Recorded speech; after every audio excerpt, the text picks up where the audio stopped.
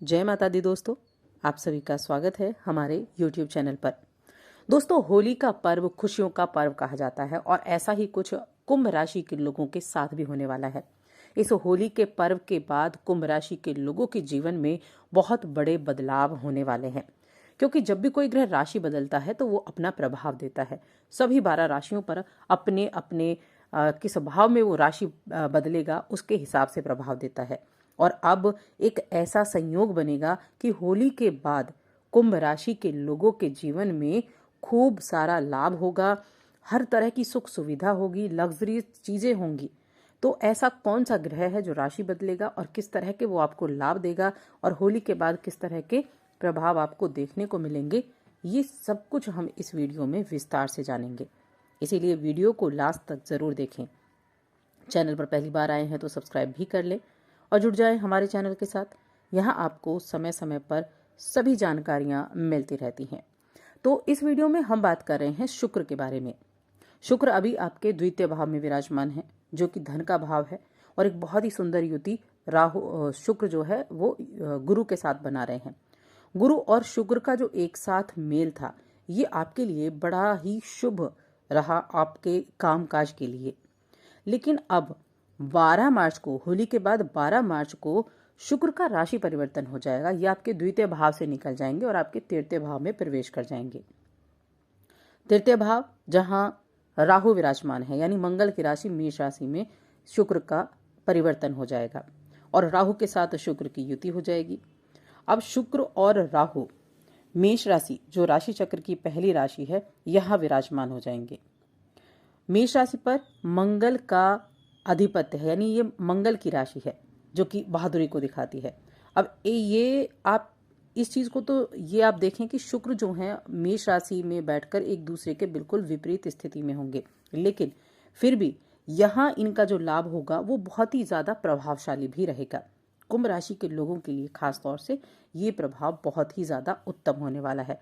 तो अब ये इन दोनों ग्रहों की युति और शुक्र का यहाँ राशि बदलना किस किस तरह के आपको रिजल्ट देने वाला है, क्या आप उपाय कर सकते हैं, आपके जीवन के किस क्षेत्र को सबसे अधिक ये प्रभावित करेगा, चलिए जानते हैं विस्तार से। लेकिन वीडियो को लाइक जरूर कर दें। तो मकर राशि की तरह ही कुंभ राशि के लोगों के लिए शुक्र योग कारक ग्रह है। शुक्र आपके लिए यहाँ ये सबसे पॉजिटिव चीज आती है कि योग कारक ग्रह होते हैं आपके लिए, क्योंकि ये आपकी कुंडली में चौथे भाव के स्वामी हैं और आपके नवम भाव के स्वामी हैं। दोनों पर शुक्र का शासन चलता है और अब कहाँ है, आपके तीसरे भाव में ये गोचर कर रहे हैं। अब तीसरा भाव जो होता है, ये होता है आपकी इच्छाओं का भाव होता है, आपकी भाई बहन का भाव होता है, आपकी यात्राओं का भाव होता है, साथ में संवाद शैली को भी दिखाता है, साहस को दिखाता है, पराक्रम को दिखाता है। शुक्र का मेष राशि में गोचर सबसे अधिक आपके जो प्रभावित करेगा वो करेगा आपके घरेलू जीवन को, और बहुत ही शुभ यानी अनुकूल साबित होगा आपके निजी जीवन के लिए, आपके घरेलू जीवन के लिए। इस गोचर की अवधि के दौरान आप किसी छोटी दूरी की या तीर्थ यात्रा कर सकते हैं, यानी तीर्थ यात्रा करने के लिए ये आपके लिए सबसे ज्यादा उपयुक्त समय रहेगा। जैसे ही राशि परिवर्तन होगा शुक्र का, तो आपके लिए यात्राओं का योग बनना शुरू हो जाएगा। लेखन के क्षेत्र से अगर आप जुड़े हुए हैं तो वहां काम करने वाले जातकों के लिए ये समय बहुत अनुकूल होने वाला है। आप बहुत अधिक रचनात्मक ढंग से काम करने में सक्षम होंगे। आपके पास आइडियाज की कमी नहीं होगी, बस जरूरत होगी उनको आप कितनी जल्दी अपने उसमें लिख सकते हैं। तो बहुत अधिक रचनात्मक होंगे, नई नई आइडियाज होंगे, आप बहुत बुद्धिमत्ता से काम करेंगे और इस अवधि में आप अपने भाई बहनों के साथ एक अच्छा वक्त भी व्यतीत कर पाएंगे। आपके भाई बहनों के साथ आपकी बॉन्डिंग अच्छी होगी। इसके अलावा आपका सामाजिक जीवन भी बहुत बेहतर रहेगा। आप अपने शौक पूरे करने में काफी व्यस्त रहेंगे। शुक्र क्या है, शुक्र भौतिक सुख सुविधाओं के कारक है। ये आपके जीवन में लग्जरियस चीजें दिलाते हैं। ये आपको कला प्रेमी बनाते हैं, सुंदरता का प्रतीक ये शुक्र ग्रह माने जाते हैं। तो अपने शौक को पूरे करने के लिए आपको खर्चा भी करना है। आप इस दौरान काफी खर्चीले भी रहेंगे। स्टूडेंट्स की अगर बात की जाए तो स्टूडेंट्स के लिए उच्च शिक्षा के लिहाज से ये वक्त बहुत शानदार रहेगा।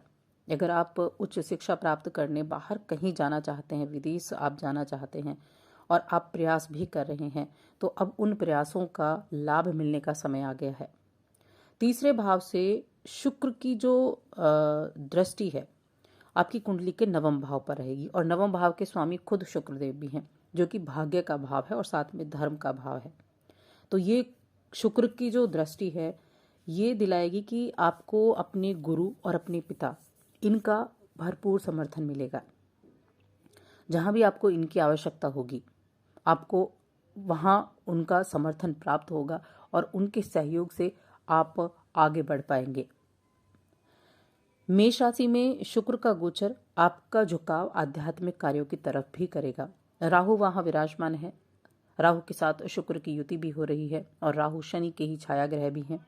तो ये जो युति होगी ये आध्यात्मिक कार्यों की तरफ भी आपका रुझान बढ़ाएगी, धर्म कर्म के प्रति आपकी आस्था बढ़ाएगी, आपका मन पूजा पाठ में भी लगेगा और साथ में दान पुण्य का हिस्सा भी आप बनेंगे, दान पुण्य भी करेंगे, जिससे आपका मन भी संतुष्ट रहेगा, मन में शांति आपके लिए रहेगी। तो ये शुक्र का गोचर बहुत सी चीज़ों के लिए बहुत उत्तम रहेगा। अब प्रेम जीवन की बात करेंगे तो प्रेम के कारक भी शुक्र ग्रह माने जाते हैं। तृतीय भाव में आपके लिए प्रेम जीवन के मामले में थोड़ी सी आपको सावधानी रखनी होगी, क्योंकि मेष राशि जो है मंगल की राशि है और मंगल जो है वो उग्र ग्रह, क्रोधित ग्रह कहे जाते हैं। तो कहीं ना कहीं ये आपका मन में किसी तरह का जल्दबाजी करने की कोशिश कर सकते हैं। तो अगर आप कोई भी डिसीजन अपने प्रेम जीवन में जल्दबाजी में आकर लेते हैं तो वहाँ आपको थोड़ी सी दुविधा हो सकती है, परेशानी हो सकती है। तो वहाँ आपको थोड़ा ध्यान रखना होगा।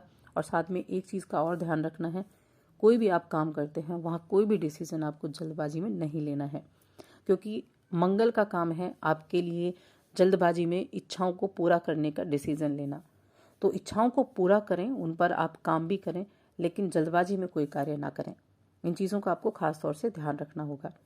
बाकी अगर आप किसी प्रॉपर्टी डीलिंग का कार्य करते हैं और कोई आप ठेकेदारी का काम करते हैं तो उनके लिए मंगल आपके लिए अच्छे रिजल्ट देंगे। मंगल की राशि में क्योंकि दोनों ग्रह बैठे हुए हैं तो वहाँ आपको अच्छे रिजल्ट्स देखने को मिलेंगे।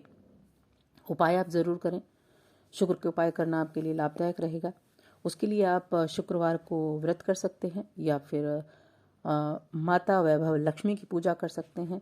नहीं तो आप सफ़ेद चीज़ों का दान शुक्रवार के दिन कर सकते हैं, जैसे दूध हो गया, दही हो गई, चीनी हो गया, सफ़ेद मिठाई हो गई, या फिर आप दूध की खीर बनाकर वो भी आप कन्याओं को खिला सकते हैं, छोटी कन्याएं जो होती हैं। तो ये शुक्र का सबसे बेहतरीन उपाय है जिसे आप कर सकते हैं। और साथ ही और अधिक ऐसी जानकारियों के लिए चैनल को सब्सक्राइब करें, हमारी इस वीडियो को ज़्यादा से ज़्यादा लाइक करें, शेयर करें।